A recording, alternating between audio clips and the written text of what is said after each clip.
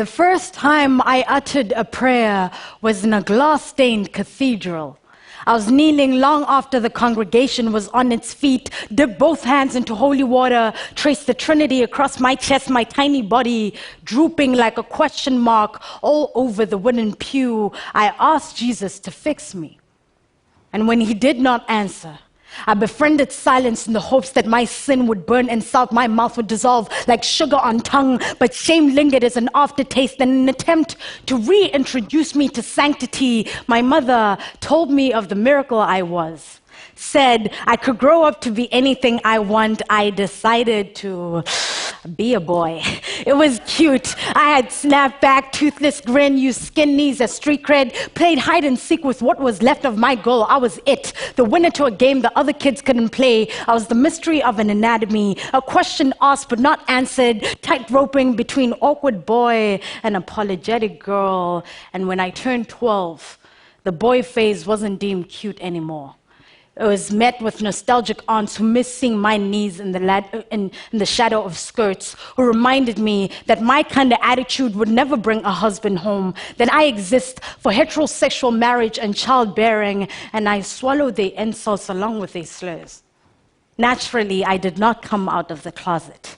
The kids at my school opened it without my permission, called me by a name I did not recognize, said lesbian, but I was more boy than girl, more Ken than Barbie. It had nothing to do with hating my body. I just love it enough to let it go. I treat it like a house, and when your house is falling apart, you do not evacuate. You make it comfortable enough to house all your insides. You make it pretty enough to invite guests over. You make the floorboards strong enough to stand on. My mother fears I have named myself after fading things, as she counts the echoes left behind by Maya Hall, Leela Alcon, Blake Brockington. She fears that I'll die without a whisper, that I will turn into what a shame conversations at the bus stop. She claims I've turned myself into a mausoleum, that I am walking casket. News headlines has turned my identity into a spectacle. Bruce Jenner on everyone's lips, while the brutality of living in this body becomes an asterisk at the bottom of equality pages. No one ever thinks of us as human, because we are more ghost than flesh, because people fear that my gender expression is a trick, that it exists to be perverse, that it ensnares them without their consent, that my body is a feast for their eyes and hands, and once they have fed off my queer, they'll regurgitate all the parts they did not like. They'll put me back into the closet, hang me with all their other skeletons. I will be the best attraction.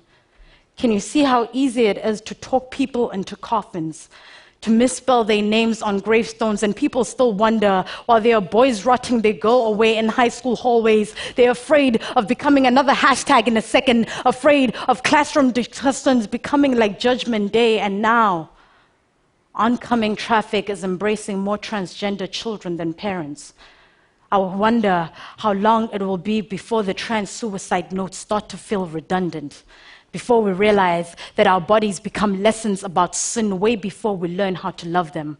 Like God didn't save all this breath and mercy, like my blood is not the wine that washed over Jesus' feet. My prayers are now getting stuck in my throat.